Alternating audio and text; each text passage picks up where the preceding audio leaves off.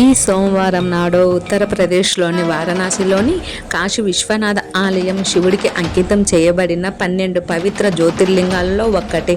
స్వర్ణ దేవాలయం 1780లో మహారాణి అహల్యాబాయి హోల్కర్ నిర్మించారు అని పిలువబడే ఇది గంగా నది ఒడ్డున 2 అడుగుల ఎత్తైన నల్లరాతి లింగాన్ని కలిగి ఉంది. ఇది కాశీ విశ్వనాథ, కరడార్ మరియు మంగళ ఆర్తి వంటి రోజువారీ ఆచారాలకు ప్రసిద్ధి చెందిన ప్రధాన తీర్థయాత్ర కేంద్రం.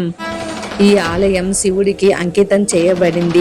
ఇక్కడ విశ్వనాథ లేదా విశ్వేశ్వర, విశ్వపాలకుడు అని పిలుస్తారు. ఇది హిందూ మతంలో అత్యంత పవిత్రమైన ప్రదేశాలలో ఒకటిగా పరిగణించబడుతుంది. ఇక్కడ సందర్శించడం లేదా మరణించడం మోక్షాన్ని ఇస్తుందని నమ్ముతారు. ఉత్తరప్రదేశ్లోని వారణాసిలో గంగా నది ఒడ్డున ఉన్న విశ్వనాథి గలులో ఉంది.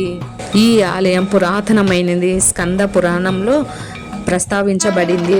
ప్రస్తుత నిర్మాణాన్ని 1780లో ఇండోర్ మహారాణి అహల్యాబాయి హోల్కర్ నిర్మించారు. ఈ ఆలయంలో 2 ప్రధాన బంగారు పూతతో కూడిన గోపురాలు మరియు ఒక శిఖరం ఉన్నాయి. తర్వాత దీనిని 1835లో మహారాజా రంజిత్ సింగ్ మరింత బంగారు పూత పూశారు.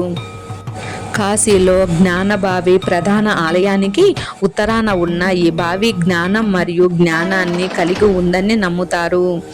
కాశీ విశ్వనాథ్ కరడార్ 2021లో నిర్మించిన ఒక పెద్ద ప్రాజెక్టు. ఇది గంగా నది ఘాటులను నేరుగా ఆలయానికి అనుసంధానమిస్తుంది. లక్షలాది మంది యాత్రికులకు ప్రవేశాన్ని సులభతరం చేస్తుంది. శ్రీమాత్రియే నమః. నమస్తే.